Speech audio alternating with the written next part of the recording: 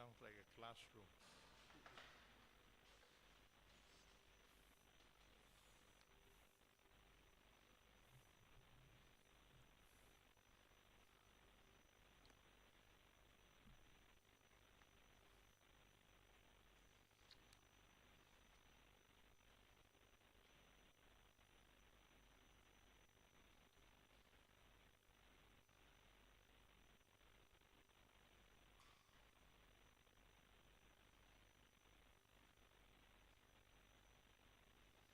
So 9, right?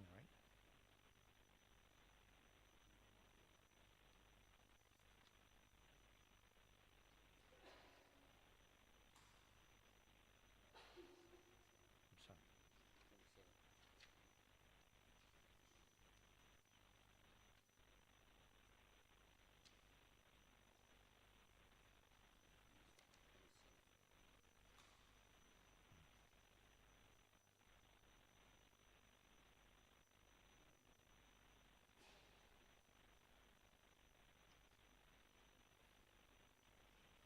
Should I do Radha Madhava?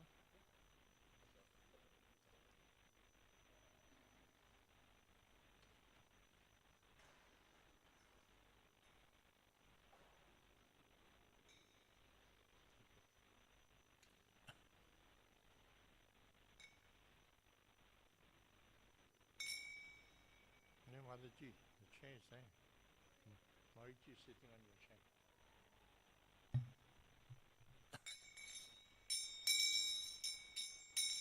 Jaya Radha Madhava Kunja Vihari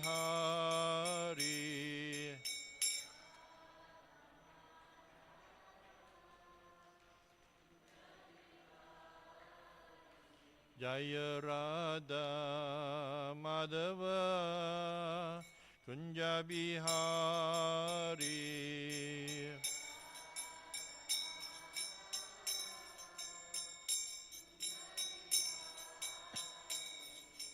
Gopi Janna Vallabha Girivanadari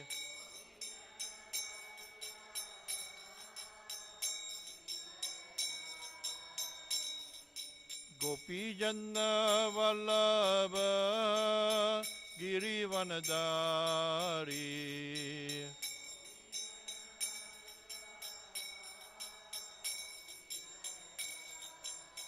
Yashoda Nandana Braja Jana Ranjana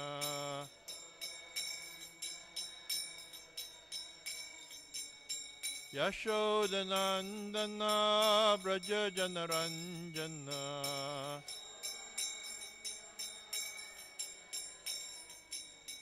Jamuna Tira Vanachari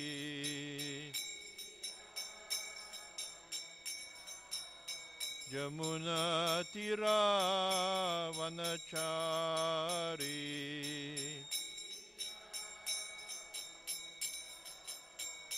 Jaya Radha Madhava Kunja Vihari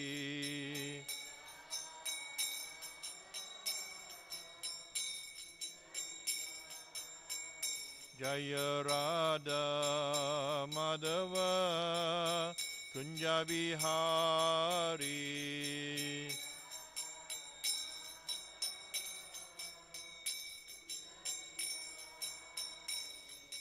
Gopi Janna Vallabha Girivanadari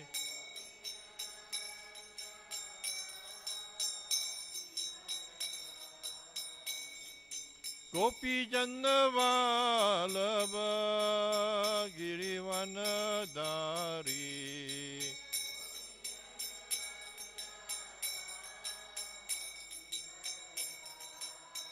Yashoda Nandana Braja Jana Ranjana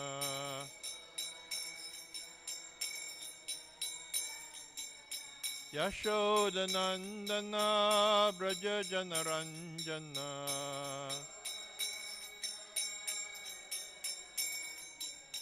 Yashoda Nandana Braja Jana Ranjana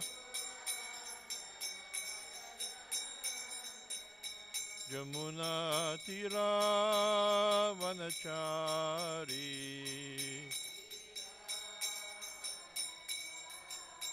Jamuna Tira Vanachari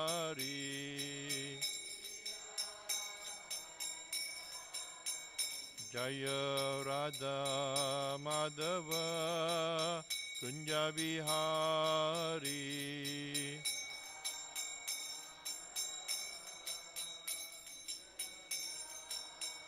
Jaya Radha Madhava Kunja Vihari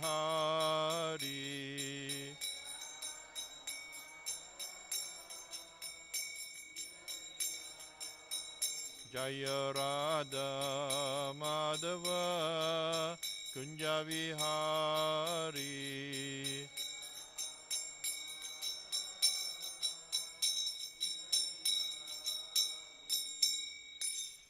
Vishnu Pad Paramasa Raja Chaja Asadarasa Srishiman Tidandi Goswami Swami Grace Bhaktivedanta Swami Shri Prabhupada Ki Jai Grantara Srimad Bhagavatam Ki Jai Go Premanandi Hari Bo. There was a time when enjoying in late 70s, early 80s, before Bhagavatam class was Prabhupada chanting Radha Madhava. Somehow along the way, I don't know when and how it changed to re-chanting. It was always, we play a tape of Prabhupada chanting Radha Madhava before the speaker gives the class.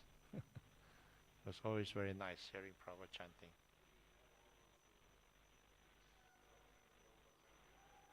No, he only chanted Radha Madhava, and then we gave the normal class with sloka.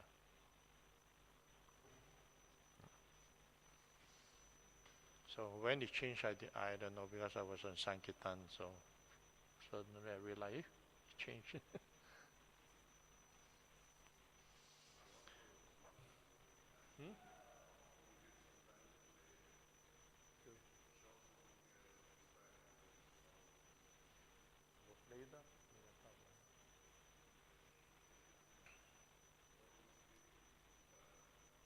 Mission team to organize today sometime. Om Namo Bhagavate Vasudevaya. Om Namo Bhagavate Vasudevaya. Om Namo Bhagavate Vasudevaya.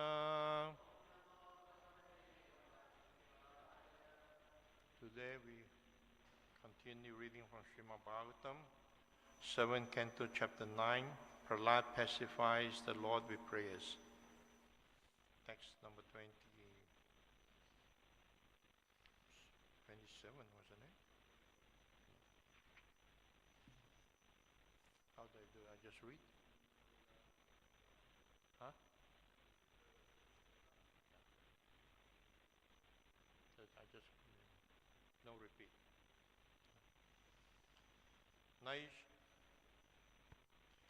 Naisha paravara matya bhavattu nanushat janto yatatma surito jagatatstapi samsevaya surataro ivate pasada sevanurupam udayo na paravaratvam. No word to word, this translation. The translation. Unlike an ordinary living entity, my Lord, you do not discriminate between friends and enemies, the favorable and the unfavorable. Because for you there is no conception of higher and lower. Nonetheless, you offer your benedictions according to the level of one's service, exactly as a desired tree delivers fruits according to one's desires, and makes no distinction between the lower and the higher. Purport by Srimad Prabhupada. In Bhagavad Gita 4:11, the Lord clearly says, Yeta mam prapatyante tam sataiva bhajamiham. As one surrenders to me, I reward him accordingly. As stated by Sri Chaitanya Mahaprabhu, Jivera Swarabhai Krishnera Nityadas. Every living being is an eternal servant of Krishna. According to the service the living entity renders, he automatically receives benedictions from Krishna, who does not make distinctions, thinking, here's a person in an intimate relationship with me, and here's a person I dislike. Krishna advises everyone to surrender to him. Sava Dhamman Parityaja Mam Ekam Sharanam Raja. One's relationship with the Supreme Lord is in proportion to that surrender and the service one renders unto the Lord. Thus, throughout the entire world, the higher or lower positions of living entities are selected by the living entities themselves. If one is inclined to dictate that the Lord grants something, one receives benedictions according to his desires. If one wants to be elevated to the higher planetary system, the heavenly planets, he can be promoted to the place he desires. And if one wants to remain a hawk or a pig on earth, the Lord fulfills that desire also. Therefore, one's position is determined by one's desires. The Lord is not responsible for the higher or lower grades of our existence. This is further explained quite definitely in Bhagavad Gita 9:25 by the Lord himself. Yanti deva rata devan pitrin yanti pitri rata. Bhutani yanti bhuteja yanti madya jinopimam. Some people want to be promoted to the heavenly planets. Some want to be promoted to Pritriloka. And some want to remain on earth. But if one is interested in returning home back to Godhead, he can be promoted there also. According to the demands of a particular devotee, he receives a result by the grace of the Lord. The Lord does not discriminate, thinking, here's a person favorable to me, and here's a person who is not favorable. Rather, he fulfills the desire of everyone. Therefore, the Shastras enjoin, Akama Savakamo va Moksha Kama Udaradi, Tivrena Bhakti Yogena Yajite Purusham Param. Whether one is without desire, the condition of the devotees, or is desirous of all fruitive results, or is after liberation, one should with all efforts try to worship the Supreme Personality of Godhead for complete perfection, culminating in Krishna consciousness. According to one's position, whether it's a devotee, a kami, or the jnani, whatever one wants, one can get if one fully engages in the service of the Lord. Naisha paravaramatya bhavato nanosyat janto yatatma surido jagatas tapi samsevaya surataro ivate prasada sevanurupam udayo na paravaratvam. Translation again. Unlike any ordinary living entity, my Lord, you do not discriminate between friends and enemies, the favorable and the unfavorable, because for you there is no conception of higher and lower.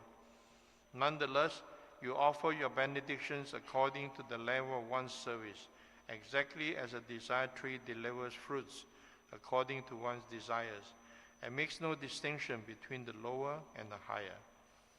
Om Jnana Timlandasya Gananjana Salakaya Shakshamanitam Yena Tasmai Shri Gurave Namaha. Nama Om Vishnu Padaya Krishna Prasaya Padaya Srimati Japtaka Swami Namne. Nama Chaya Padaya Nitya Kripa Padayini Gaurakata Damadaya Nagra Kamtarini. Nama Om Vishnu Padaya Krishna Prasaya Padaya Srimati Bhaktivedanta Swami Nityanamne. Namaste Saraswati Devi Gauravani Pracharini Nivishesa Sunyavadi Pasacha Deshitarine.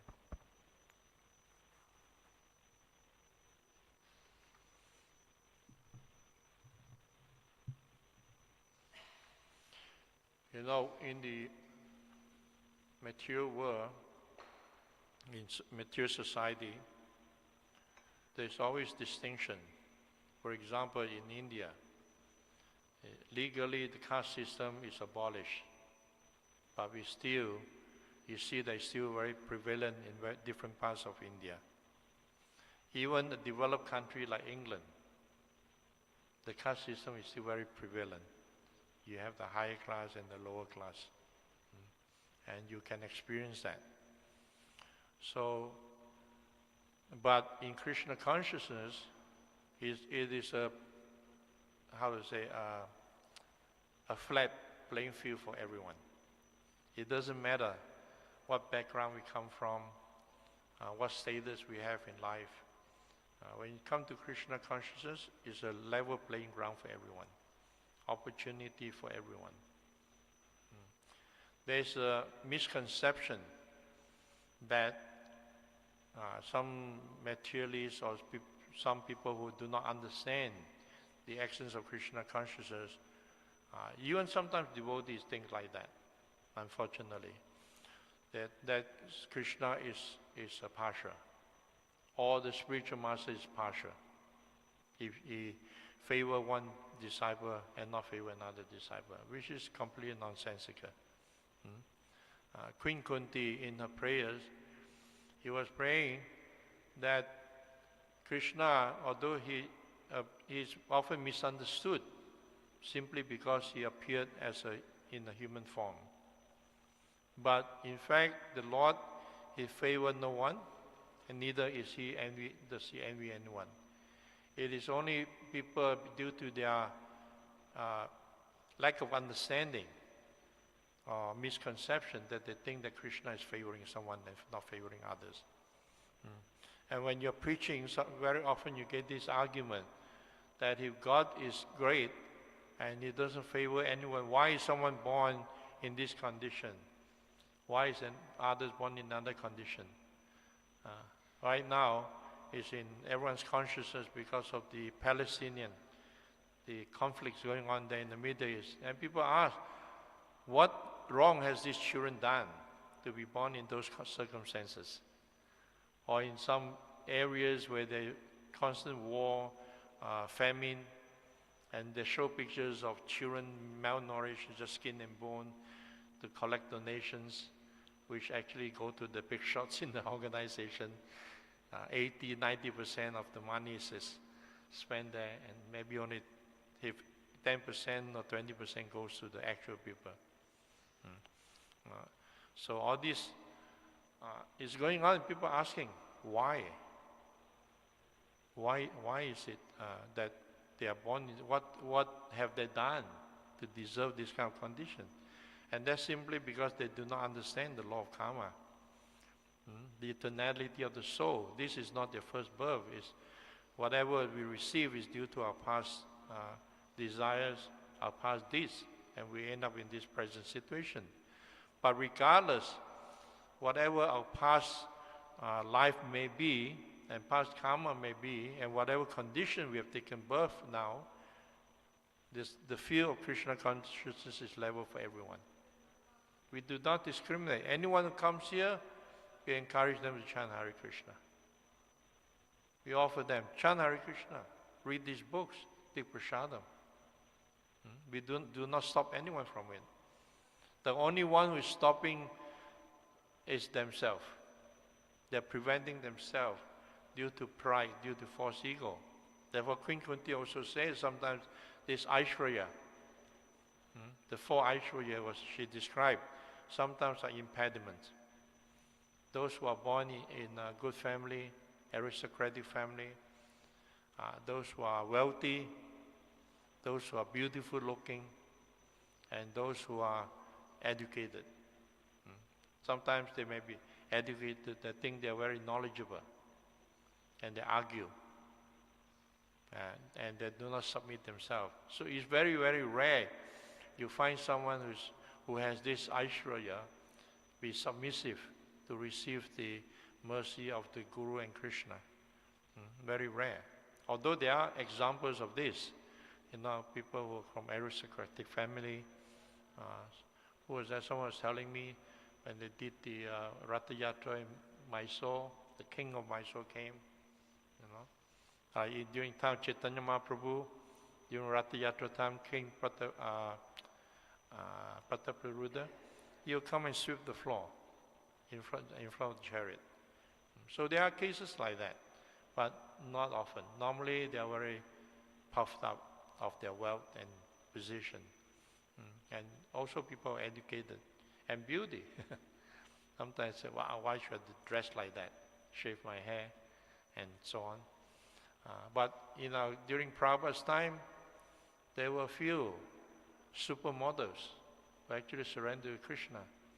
I remember when I was in the New Mayapur, the temple president's wife was a former Miss Denmark and a supermodel.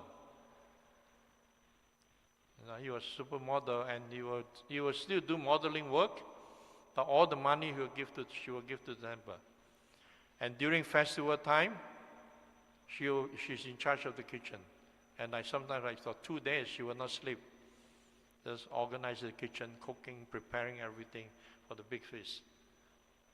Very dedicated, very surrendered. So there are cases like that, but rare. So the fact is that Krishna's mercy is available to everyone. He doesn't make any discrimination.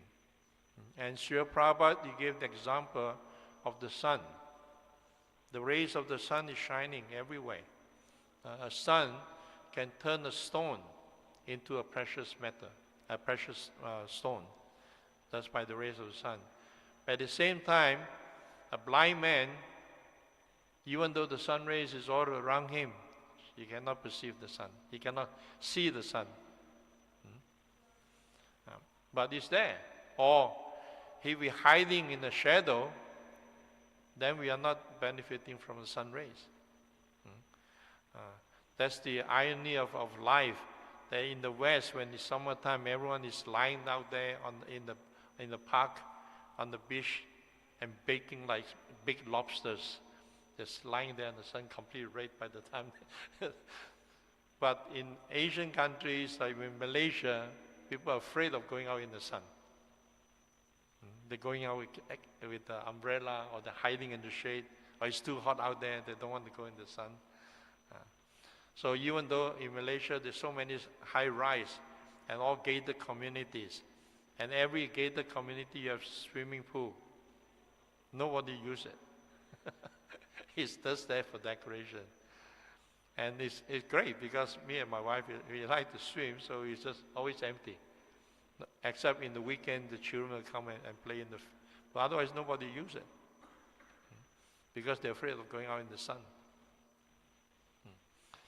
So just as the sun ray is shining everywhere, so the mercy of Krishna is available to everyone.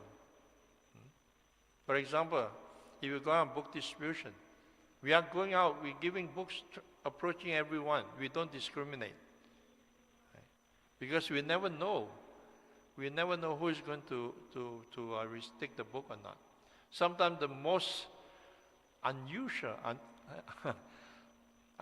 one time we were on the traveling Sankirtan, and one of the devotees during lunch break was sitting on the park, on the chair, and there was a drunkard lying there.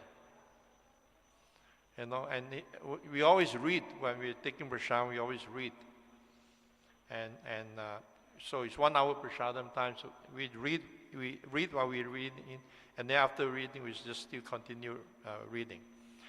Then this drunkard just kind of woke up. What are you reading? and this devotee very much will say, oh, I'm reading this Bhagavad Gita. She gave one. He said, oh, how much is it? And he pulled some money out of the pocket and give the devotee. He took the Bhagavad Gita and then went back to sleep.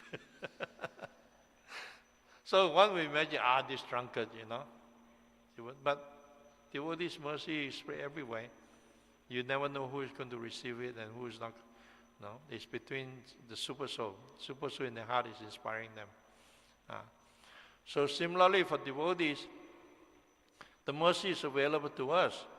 And we look, why is someone who joined after us are making more advancement and we are making slower advancement? Why? Because they are exposing them more. They are exposing themselves more to the mercy of Krishna. They put themselves in a place where the mercy is. So where is the mercy? The mercy is in the form of the instruction of the spiritual master, in the form of the guru. So we expose ourselves. We were discussing with, I was discussing with Marichi Prabhu the other day, how, we look back in our devotional life, that we always try to just do whatever the spiritual master asks. Sometimes he asks us to do something that we can never even imagine ourselves doing. But when the instruction is given, they just say, okay, I'll do it. And then we walk out thinking, what have I done? How am I going to do this? And our mind starts coming as all the obstacles. But we already committed, so we cannot turn back. But if we let the mind think about things, you will never get to do anything. The mind will come up with all kinds of obstacles why you cannot do it. Therefore, in devotional service, we bypass the mind. We act on the intelligence, on the platform of the intelligence. Direct from intelligence to action. And our intelligence is guided by the intelligence of the spiritual master. Not filtering it through our mind of sankalpa, vikalpa, accepting and rejecting. Guru said, we do. We just act straight. That's how we get the mercy. And when you go into a mercy, the spiritual master, Krishna is pouring out the mercy. We say the Panchatattva. They broke open the storehouse of love of Godhead. And they're distributing freely. You want it, you don't want it, you're just pouring it on. But our receptacle, what kind of receptacle do we use to receive this mercy? We can go there with a small lota, and then we're happy with it. But some will come with a big bucket. But others, they're more greedy. They'll come with a whole tank. So how much mercy do we want? And how much we receive is depending on our receptacle. How much are we willing to receive and accept? And then some, they go with a bucket with holes in it. The spiritual master is pouring the mercy, but hole is leaking. And we're not benefiting. So we make sure there's no hole. And receive fully everything. So, although in the Bhagavad Gita it said that lust, anger, and greed, these are the three pathway to hell. But in spiritual life, spiritual greed is good. And Rupa Goswami said, Lauyam. And Rupa Goswami, he said that it's very, very difficult to achieve Krishna. But if prema is available in the marketplace, one should be so greedy that one should go straight there and just pay whatever price. No Indian style of shopping where you bargain. No bargaining. Okay? When it comes to Krishna's mercy, no bargaining. We are so used to bargaining. Whatever, if it's available, it's not always available. But if it's available, how much? Pay. Straight away. So our payment is our heart, is our surrender, our heart. Surrendering in service. So in this way, we receive the mercy and we get to experience that actually Krishna is impartial. Why should he be partial? Because we are all eternal. My mom also jiva loke, jiva putta sanatana. We are all part and parcel of him. We are eternally part and parcel. And we are, as Prabhupada said in the purport, we are eternally serving Krishna. It's just that we have lost. But Krishna is so merciful, he just wants to reclaim us. And that's why the Panchatattva came and distributed this, broke open the storehouse of love of Godhead and just distribute freely. No condition. Krishna in Bhagavad Gita gives some condition. Savadamam prijayam mamekam sharanamraja aham tvam savapavevya mukshayisami masuja. You surrender to me first, exclusively. Aham eka, he used. Me alone, exclusively. Then I'll free you from all sinful reaction He said, Masucha, do not fear, do not worry. But people still hesitating, not surrendering. So Panchatattva came, distribute freely, no condition. It's just like when you go to the supermarket sometimes there's this little stand and they give out samples to try, to kind of give you a taste, then you have to pay for it. So Chaitanya Mahaprabhu is giving us a taste. Get the taste first, then you pay. Prabhupada that's also instruction of Rupa Goswami, that somehow or other just attract people to Krishna. All the rules and regulations, they can come later. I remember in my early days as a devotee on a Sunday feast. Actually, no, the first day I shave out. First day I shave out Sunday feast. I was so excited. I was so enthusiastic. So I came into the temple room and there was these two boys and I found out they were from Malaysia. And I got, wow, really enthusiastic. I was preaching to them. You should come here and surrender. And the senior devotee were trying to save them, but I was so enthusiastic, I kept on going. And I never see them again. And then the next time I preached, I was preaching to a young couple from Finland. And again, I was talking about 4 regulative principles. They were looking at the watches. I think our bus was coming. And they left and they would never see them again. Then I thought, I'm doing something wrong here. You know, everyone I preached to, then they never show up again. So for 1 year, or maybe even 2 years, I didn't preach to anyone in the Sunday feast. I just sat down when the senior devotee is preaching. I just sat down next to them and listen and learn and listen and listen and listen. For 2 years, I was not doing any preaching Sunday feast, just learning. So sometimes you scare people with too much rules and regulations. The rules and regulations are just guidelines, just like clutches holding us, keeping us on the straight path. But the real essence is giving the essence of Krishna consciousness, the chanting of Hare Krishna. So we encourage everyone to chant, doesn't matter who they are, just spread out the mercy. And by doing so, we get the more mercy you distribute, the more mercy we get. What is Srimati Radharani doing? Although she's the most beloved of Krishna, there's no one who can please Krishna more than her.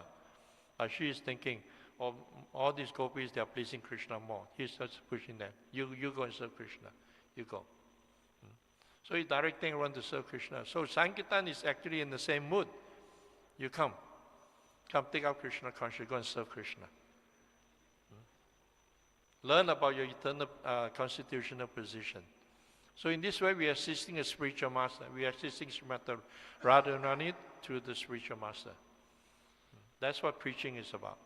Directing people, bringing them back to Krishna, engaging them back in Krishna's service. So that's how mercy, we put ourselves into that avalanche.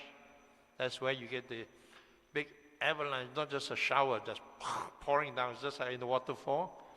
Sometimes I stand in front of the waterfall, the water pour down. So that's what we want. Not just some drops, small drops. You cannot be satisfied with just small drops. You want bucketful of it.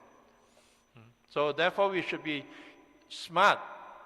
In Krishna consciousness, we need to use our intelligence to position ourselves where we can get the most mercy. There's no question of being, no, Prabhu, I'm so humble, no. Yes, internally we can be humble. Just like Prabhupada instructed the Madhajis, they were asking how should they be, they are on Sankirtan book distribution, they asked how should we behave. So Prabhupada told them, he said, when you're out on this preaching, you should be like a lion. But when you're back in temple, you should be like a lamb. So our behavior can be like a lamb, but when we are preaching, we are like lions. And that's also exemplified by Sri Bhaktisiddhanta Saraswati Thakur. He's known as the Nrsimha Guru. All the Mayavadis, all the speculators, when they see him, they run away. They're scared of him. Because he's very powerful, very strong in his preaching. And we see that also in Prabhupada.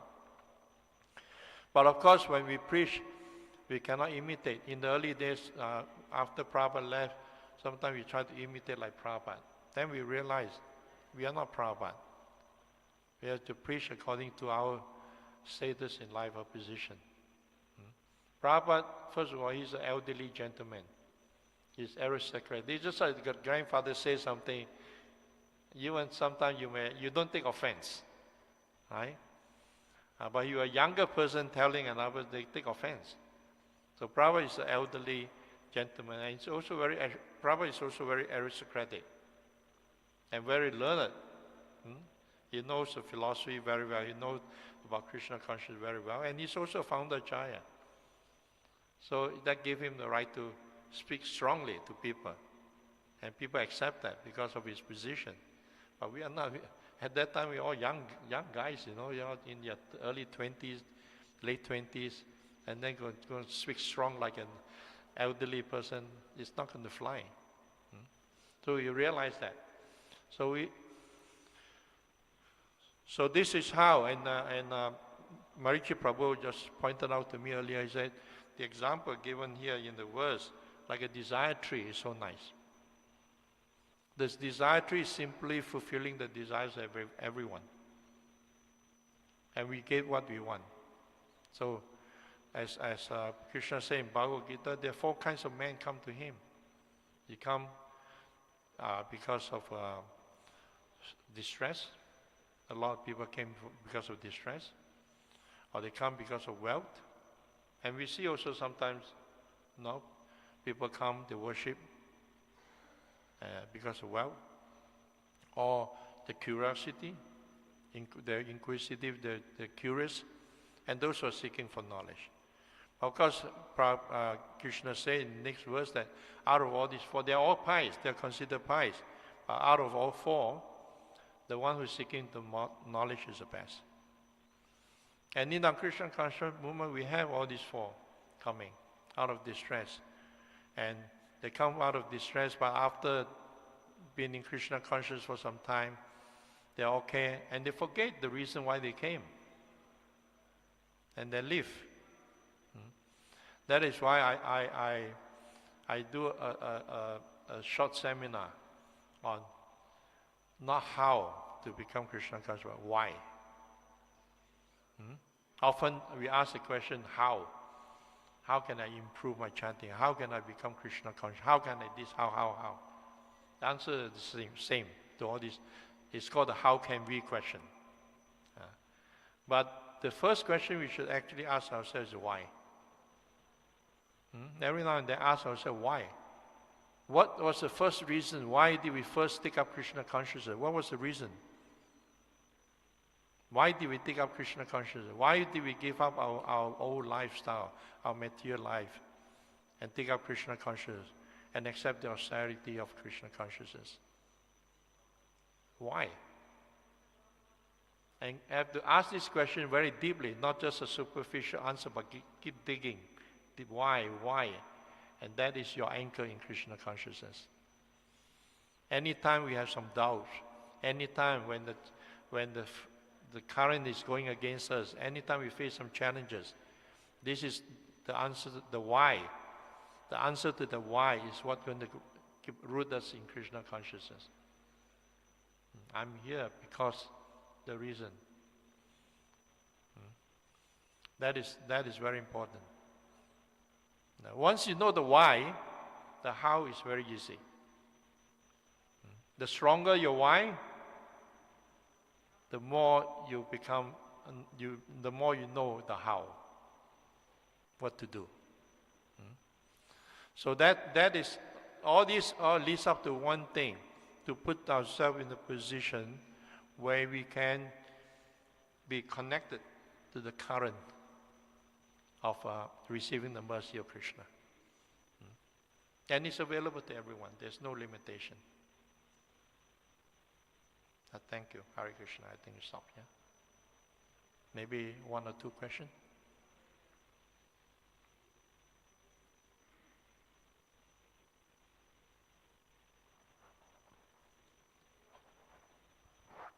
Hare Krishna, Prabhu. Thank you for the very insightful class.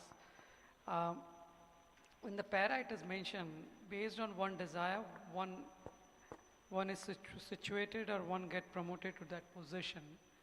Whereas in the last para, it is written whether one is without desire and the condition of the devotee. I think is it from purport? Yeah, in the purport it is mentioned on the top, based on one desire, they get the mercy. But in the last para, the definition of a devotee is written without desire. How do we take that? Without desire, akama, because in this was akama, sawa kama, vam, moksha kama daradi, tirena bhakti yogena, yajite purusha param. That it doesn't matter what, again, it's a level playing field. It doesn't matter what we're coming from. We're full of desires, material desire, we desire liberation, or without desire, one should still approach Krishna to fulfill all these desires. So Krishna is a perfect reciprocator. He reciprocates with us. Yeta mam prapadyante tam sataiva bhajamiham. As we surrender unto him, he rewards accordingly. So when it says akama, no desire, doesn't mean no desire, just no material desire. And I think we mentioned yesterday in the JPSS talk that we should free ourselves from our personal desire of what we want, what I want, but dovetail it to the desire of the Guru. What does he want? What does he want me to do? How does he want me to serve you? That's akama. We don't have any personal desire, but we only desire what spiritual master wants and what Krishna wants, and that's pure. Thank you.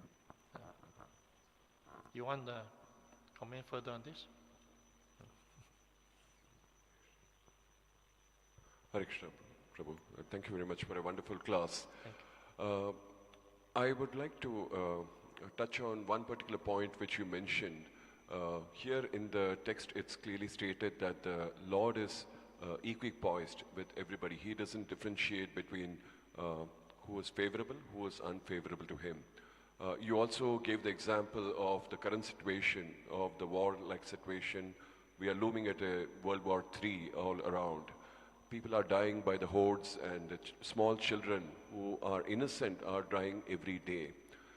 You did mention that they need to just ascribe it to karma. While as devotees we understand the karma theory, but in real life when people express they are having problems or small children are dying because of diseases and stuff, as devotees we cannot, how do we explain the situation to them? We cannot be clinical to say that it's your karma. At the same time we need to be aware that this is what they are going through. So what do you think is a mid-path where we can connect with them and tell them something convincing so that they not only overcome that situation but also feel the need that they also need to surrender? Well, devotees are compassionate. So it's not that they have no feelings. They have empathy. They have empathy for the sufferings of people in the world. But at the same time, we understand the root cause of the suffering. So, like the example instead of just watering the leaf, every leaf, we water the tree. So we know that just all this welfare work of feeding them, clothing them, it doesn't resolve their problem. Just like in Europe, there's a very big problem in Europe right now. They're realizing it. The problem has been building since 20, 30 years. I saw it when I was there, but now it's becoming more manifested. Is that they receive so many refugees because it cost the Western country cost all these wars, and they receive all these, and thinking they give them a better life, but they have been dislodged from their traditional land and culture, and they cannot fit in, and now it's creating a lot of problem. So this temporary solution doesn't really solve the problem. It just increases it more. So as devotee, we also do welfare work, but spiritual welfare work. There are devotees distributing prasadam in a war-torn area. in Ukraine, in the war, there are devotees distributing prasadam there. So disaster during the last time when you had the tsunami, and devotees were also there distributing prasadam. So, but at the same time, we know we give them prasadam, at least give them something spiritual, and try to break their karma of their suffering. So that's, but for materialists, because they are so much attached to their material conception of life, very often it's very difficult for them to understand. And except you can try to explain, just being kind, but they can't understand. But for devotees, even for devotees, sometimes it's difficult to understand. When I was in Copenhagen, I met this couple, and they had a baby recently, and the baby was born deaf. So the parents were in great, So I they asked me and I told them, I said, look, it's you do the best you can for the child. So somehow Krishna has given you, the soul has taken birth in you, whatever the reason. Now you have to do your best to help the child become Krishna conscious. He just finished off some karma. There's some karma, there's a death, but at the same time he's taken birth in a devotee's family home, right? So you do your best you can, and just accept it as Krishna's mercy, and accept it that you are also going through your own karma, right? So take it like that, and they feel a bit more, feel better about that. So that's why we do a lot of prasadam distribution. I came across one statement was interesting, because what I've observed is temples, over the years, they've missed it. Often they distribute in prasadam in downtrodden area, in poor area, in the slum, and all these things. But in this book, he built a temple by Giriraj Maharaj, and the devotee was also doing that. They were also giving to the homeless kids, the poor people, and then Prabhupada said, no, prasadam should be distributed to everyone. Not only these people are poor, even all these rich people, they are poor. They are poor in spiritual knowledge. So it should be given to everyone, no discrimination. And nobody can resist. No matter how much they complain, prasadam is our secret weapon. There was one time we had a festival in Copenhagen, big festival, one of the biggest rock festivals in Northern Europe, about 100,000 people. Of course, for India, it's nothing. But over there, it's a big thing. So we had a big truck, and we were distributing khichdi and halwa and papadam the whole day, like from 10 to 10 in 12 hours, non-stop. So I was circulating, and I met this kind of burly Danish boy. And I said, oh, how do you like the food? And he said, why are you distributing free food here in Denmark? In Denmark, we have no poor people. Nobody is starving in Denmark. You should give this food to the poor people, people who are suffering. I said, we also distribute food everywhere. And then, no, you kept on going, That, why are you distributing food here? We are not poor, we are not starving. And he was holding the plate of prasadam, complaining. After a while, I got tired of it. I said, okay, then give me back the plate, and I'll give it to someone who needs it. No, why are you giving the plate go backwards? Why are you giving? He kept complaining. Then I just left him alone. And after a while, I saw him standing in the line again for seconds. It's prasadam, You don't need to argue with them, just give them prasadam. They take care of themselves.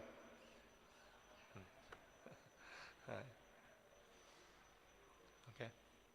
Thank you very much. Hare Krishna. Srila Prabhupada ki jai.